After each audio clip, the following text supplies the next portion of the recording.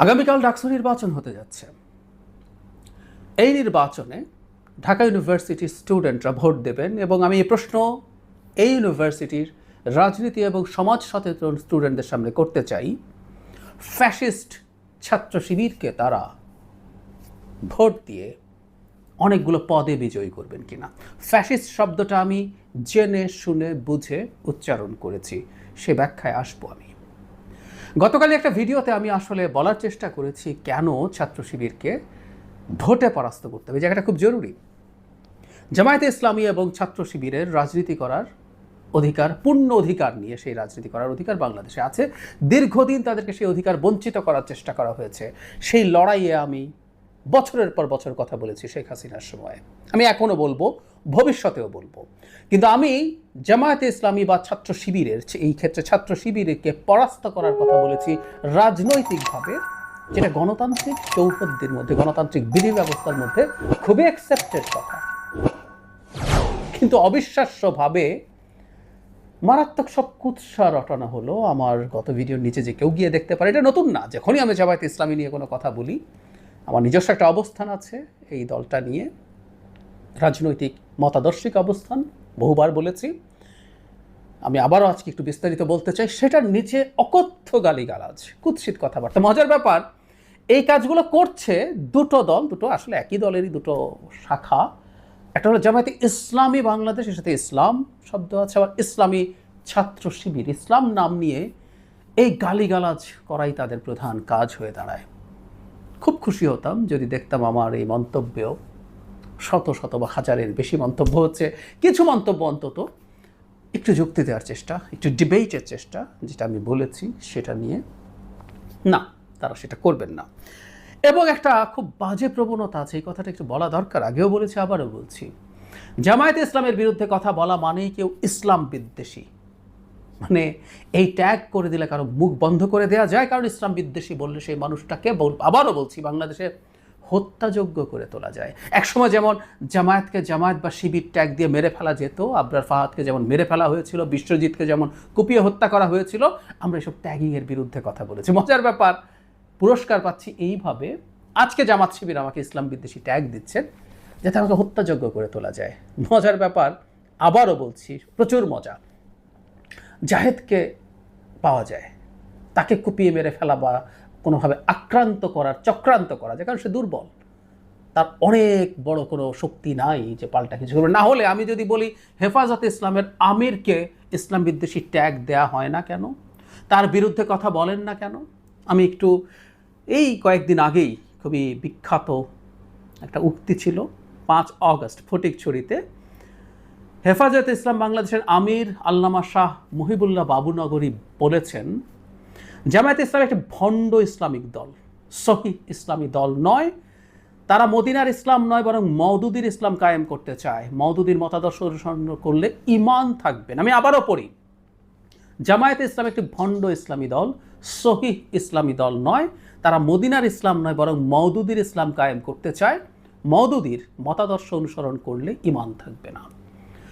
অত্যন্ত কঠোর মন্তব্য আছে চরমোনাইয়ের পীরদের, মানে ইসলামের জন্য জামায়াতের চাইতে বড় কোনো শত্রু নাই ধরনের কথাবার্তা। আচ্ছা, এই যে হেফাজতের আমির, অত্যন্ত বড় একটা পজিশন, খুবই বড় আলেম, তো উনি যখন জামাতকে এটা বলছে, উনিও তো ইসলাম বিদ্বেষী, কারণ জামাতের ইসলামের সাথে যে ইসলাম আছে এটাই প্রধান ইসলাম, জামাতের সব বিরোধিতা করা মানেই ইসলাম। উনি ভণ্ড বলছেন এবং এটা কোনো ইসলাম না বলছেন, তার বিরুদ্ধে বলা হয় না, কারণ হেফাজতের বিরাট শক্তি আছে, ওর সাথে সংঘাত লাগার হ্যাডাম জামাতের নাই, শিবিরেরও নাই। আমরা বুঝি ইসলামী আন্দোলনেরও বিরাট সংগঠন আছে, তাদেরকেও সেই ট্যাগ করতে যাচ্ছেন না, কারণ ওই হ্যাডাম তাদের নাই, ওটা লাগতে গেলে তাদের ঝামেলা আছে, বুঝি। আমি খুব অবাক হয়ে যাই একটা জিনিস, যে কারণে বলছি এটা একটা ফ্যাসিস্ট সংগঠন। মানে এই দেশের সব মানুষকে কি জামাত বা শিবিরকে সমর্থন করতে হবে? কেন? একটা গণতান্ত্রিক দেশে কেন সেটা করতে হবে? আপনি যদি অতি ভালো কিছুও হয়ে থাকেন, অতি ভালো কিছুও হয়ে থাকেন, আপনাকে কেন সমর্থন করতে হবে? কারণ যদি মনে হয় আমি সমর্থন করবো না, করবো না। This is what democracy is. 70-এর নির্বাচনে, এটা অবশ্য জামাত এই যুক্তি নেবে না, তারপর আমি যারা জামাত নন, শিবির নন, তাদেরকে বলছি, 70-এর নির্বাচনে 6 দফার ভিত্তিতে মুজিব যখন পাকিস্তানের প্রাইম মিনিস্টার হতে চাইলেন এবং 6 দফার ভিত্তিতে একটা নতুন সংবিধান তৈরি করবে বললেন, বাস্তবে কী করতে, ইজ এ ডিফারেন্ট ডিবেট। এটা করার মাধ্যমে তিনি পূর্ব পাকিস্তানের শোষণ বঞ্চনা দূর করবেন, এইরকম একটা ভোটের ক্যাম্পেইন করলেন। সেই ভোটে অবিশ্বাস্য ফল হলো। বলা হচ্ছিল ওই নির্বাচনে কলা গাছ দাঁড়িয়ে কলা গাছ জিতে গেছে। পূর্ব পাকিস্তানের কথা বলছি। পূর্ব পাকিস্তানের একটা বা দুটো বাদে প্রত্যেকটা সিট, শুধুমাত্র পূর্ব পাকিস্তানের সিট পেয়েই রীতিমতো সংখ্যাগরিষ্ঠ হয়ে গেছে শেখ মুজিবুর রহমানের দল আওয়ামী লীগ। সেই নির্বাচনে পপুলার ভোটের ৭৪% পেয়েছিল আওয়ামী লীগ, ২৬%, মানে মোর দেন 1/4 নৌকাকে ভোট দেয় নাই। মুজিবের মতো ওই সময় জনপ্রিয় নেতা খুব কম ছিলেন, কিন্তু 1/4 অফ দ্য পিপল তার এই ন্যারেটিভ গ্রহণ করে নাই, ভোট দেয় নাই। মানে আমি অবাক হয়ে জামাতের মনে ক্ষোভ যে কেন তাদেরকে এই দেশের ১০০% মানুষ সমর্থন করে না, কেন করেন না, সে জবাব তারা খুঁজুন। কিন্তু এই ক্ষোভ থাকলেও না, গণতান্ত্রিক ব্যবস্থা এটাকে সামলে নিতে হবে। তারা অতি ভালো, তারা সৎলোক, তারা সৎলোকের শাসন চান, সৎলোকের শাসন কায়েম করবেন, তারা দুর্নীতি করবেন না।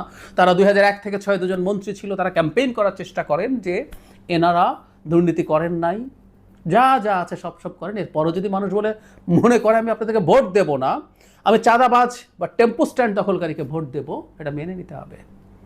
এটা না মেনে নিয়ে আমি ভালো, এই ভালো তোমাকে আমি চাপিয়ে দেব, এটা ফ্যাসিজম।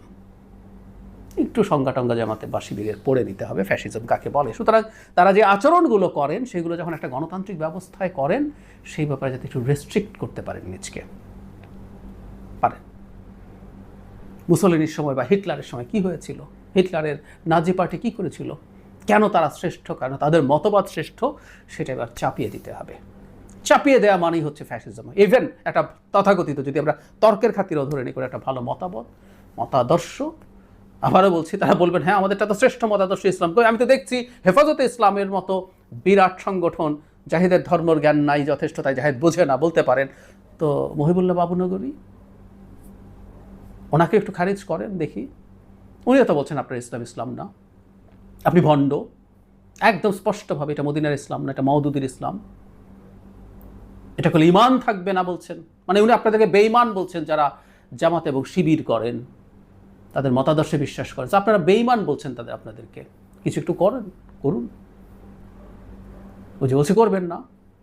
সো আপনি যেটা ইসলামের নাম নিয়ে সামনে এনে যখন এটা নিয়ে কথা বলা হবে, এটা নিয়ে যখন এত গায়ে লেগে যায়, তাহলে গণতান্ত্রিক ব্যবস্থা আপনি কাজ করতে পারেন না আসলে। একসময় আপনারা বিপ্লবের কথা বলতেন, আমরা যখন কলেজে পড়ে, আমি সেই কলেজে বলেছি, আমি শিবির দেখেছি, তখন স্লোগান হতো বিপ্লব, ইসলামী বিপ্লব। এখন আবার তা বলছেন না। একটু বিপ্লব করে আপনারা এটা জায়েজ করুন, না হয় গণতান্ত্রিক ব্যবস্থার মধ্যে থেকে গণতান্ত্রিক ব্যবস্থার মতো করে চলতে হবে। আমি গালিগালাজ নিয়ে সমস্যা দেখি না, তারা টেরও পান না সম্ভবত, যেটার মাধ্যমে তারা তাদেরকে কত নিচে নামিয়ে আনেন। যে দলটা ইসলামী ছাত্র শিবির বা জামায়াতে ইসলামী, ইসলাম নিয়ে মানুষকে গালিগালাজ করেন, সেই দল আসলে আদৌ ইসলামের আশপাশে আছে কিনা এর মাধ্যমে এই প্রমাণ দিয়ে দেন, এতে কোনো সন্দেহের কিছু নাই। এই দলটা ফ্যাসিস্ট, এই দলটা ফ্যাসিস্ট আচরণ করবে। আমরা এক ফ্যাসিস্ট সরিয়েছি, আরেক ফ্যাসিস্ট সুন্দর একটা সফটার অ্যাটিটিউড সামনে রেখে আসলেই বিশ্বাস করতে হবে তা না। ক্ষমতায় যাওয়ার আগে ফ্যাসিস্টরা এই রকম আচরণই করে, আসলে মানুষকে ভোলানোর চেষ্টা করে, ভুলিয়ে ক্ষমতায় যাওয়ার চেষ্টা করে, এবং একবার ক্ষমতায় যদি যেতে পারে, তখন সে তার আসল চেহারা মানুষের সামনে প্রকাশ করে দেয়। এই ঘটনা তারা করছেন, এই ঘটনা তারা ঘটাচ্ছেন। সুতরাং ঢাকা ইউনিভার্সিটির স্টুডেন্টদের মনে রাখতে হবে, আবারও বলছি, এটা একটা মতাদর্শিক লড়াই। যারা নির্বাচন করছেন ব্যক্তিগতভাবে তাদেরকে কাউকে ভালো লাগতেও পারে, কিন্তু তারা মনে রাখবেন তারা আসলে একটা মতাদর্শকে ভোট দিচ্ছেন। তাদের ভোটে যদি এনারা জিতে যান, এদেশের স্বাধীনতার, এদেশের জন্ম হওয়ার সময় যারা সব রকমভাবে বিরোধিতা করেছেন, তাদের মতাদর্শকে জিতিয়ে দেওয়া হয়। এবং ইসলামের নামে একটা কথা মনে রাখতে হবে, ইসলাম আর ইসলামিজম একই জিনিস না, হিন্দু ধর্ম এবং হিন্দুত্ববাদ একই জিনিস না। অথচ আমাদের সামনে জামাত এটা পোট্রে করার চেষ্টা করে জামাতের ইসলামী ইসলাম না, দুই জিনিস। পলিটিক্যালি যখন কোনো কিছুকে ব্যবহার করা হয় সেটা ভিন্ন জিনিস হয়ে যায়। আবার পলিটিক্যালিও যদি করতে চানও কেউ, যেমন ইসলামী আন্দোলনও তাদের পলিটিক্যালি ইসলামকে ব্যবহার করতে চান, তারাও তো জামাতকে বলছে নাকি, আমি বলছি না তারাই সঠিক বলছেন। তো তাহলে নিজেকে যে এত কিছু সঠিক মনে করা এবং সেটার উপরে ভিত্তি করে অন্যদেরকে ইসলাম বিদ্বেষী বলে ফেলা, এগুলো ফ্যাসিস্ট আচরণ। তারা করছেন এবং ঢাকা ইউনিভার্সিটির স্টুডেন্টদের মনে রাখতে হবে, খুব ভালোভাবে মনে রাখতে হবে, একটা উদার গণতান্ত্রিক পরিবেশ যেটা তাদের ওখানে আছে এবং বাংলাদেশের এক ধরনের রিফ্লেকশন ওই ইউনিভার্সিটিতে থাকে, সেই জায়গায় তাদেরকে তারা হতে দেবেন কিনা, আসতে দেবেন কিনা। আবারও বলছি, বিষয়টা পলিটিক্যাল। রাজনৈতিক বয়ানের মাধ্যমে, ভোটের মাধ্যমেই জামায়াত এবং শিবিরকে পরাস্ত করার কথা বলছি। তাদের রাজনৈতিক অধিকার, আবারও বলে রাখি, আপনাদের সব গালিগালাজের পরও যদি কোনোদিন দেখি জামায়াত এবং শিবিরের উপরে কোনো অন্যায় হচ্ছে, তাদের পলিটিক্যাল বা সিভিল রাইটস বা হিউম্যান রাইটস লঙ্ঘিত হচ্ছে, সবার আগে যে কজন মানুষ প্রতিবাদ করবে, সেটা নিয়ে কথা বলবে, আমি তাদের মধ্যে থাকব। আমার পুরনো ট্র্যাক রেকর্ড আছে, যে কেউ দেখতে পারেন। কিন্তু মজাটা হচ্ছে, এনারা এতটাই ফ্যাসিস্ট মেন্টালিটির, ওই অতীত তাদের মনে থাকে না। তাদের এখন কিছুটা ক্ষমতা হয়েছে মনে করছেন, তাদের একটা ইলিউশন তৈরি হয়েছে, তাদের বিরাট সমর্থন হয়েছে, বিরাট হ্যাডাম হয়েছে। সুতরাং এখন তার বিরুদ্ধে আর কথা বলা যাবে না, যৌক্তিক আলোচনা করা যাবে না। গালিগালাজ দূরেই থাকুক, যৌক্তিক আলোচনা করা যাবে না। করলেই তাকে গালিগালাজ করতে হবে, এবং গালিগালাজে যেটা বারবার বলছি, একটা ভয়ঙ্কর কাজ তারা করেন, ইসলাম বিদ্বেষী ট্যাগ দেন। এটার উদ্দেশ্য খুব ভয়ঙ্কর। আপনি মানুষকে হত্যাযজ্ঞ করে তুলতে চান। এই বিভৎস রাজনীতির বাংলাদেশের মাটিতে কিভাবে চলবে, এটা জনগণকে সিদ্ধান্ত নিতে হবে। আবারও বলছি, সেটা পলিটিক্যালি এবং ভোটের মাধ্যমে। আমি বিশ্বাস করি, আমি আশা করি ঢাকা ইউনিভার্সিটির স্টুডেন্টরা যারা ভোট দিতে চান নাই, তারা ভোট দিতে যাবেন, যত বেশি সম্ভব যাবেন, বিশেষ করে নারীরা যাবেন। আপনাদের নারীদের জন্য একটা স্মুথ পরিবেশ থাকা, বা অন্যরাও ক্যাম্পাসে একটা লিবারেল গণতান্ত্রিক চর্চা থাকা, সংস্কৃতির চর্চা থাকা নিশ্চিত করার জন্য ছাত্র শিবিরকে পরাজিত করতে হবে। বাকি যারা আছে যে কারোর মধ্য থেকে বেছে নেন। আমি গতদিন ভিডিওতে বলেছি, এরা প্রত্যেকে এক একজন অসাধারণ ছেলে মেয়ে। শেখ হাসিনার বিরুদ্ধে দীর্ঘ লড়াই করেছেন এবং জুলাই আগস্টেও রাস্তায় দাঁড়িয়ে লড়াই করেছেন, এদেরকে আমরা চিনি। আর শিবিরের কে ভেতর থেকে কি করেছেন, এই জুলাই আগস্টেও চেহারা দেখাতে পারেন নাই, তাদেরকে ভোট দিয়ে জেতানোর চিন্তা করছেন। আর যারা টেস্টেড, যারা জীবনের ঝুঁকি নিয়ে চেহারা দেখিয়ে নামিয়েছে, শেখ হাসিনা থেকে গেলে এদের প্রত্যেকের খবর হয়ে যেত। জাস্ট এদের মধ্যে থেকে যে কোনো একজনকে বেছে নিন। আশা করি ঢাকা ইউনিভার্সিটির স্টুডেন্টরা হয়তো অনেকে সিদ্ধান্ত নিয়ে ফেলেছেন, তেমন কোনো নতুন করে কিছু হবার না, কিন্তু যারা অন্তত ভোট না দেওয়ার চিন্তা করেছেন, তারা ভোট দিতে চান।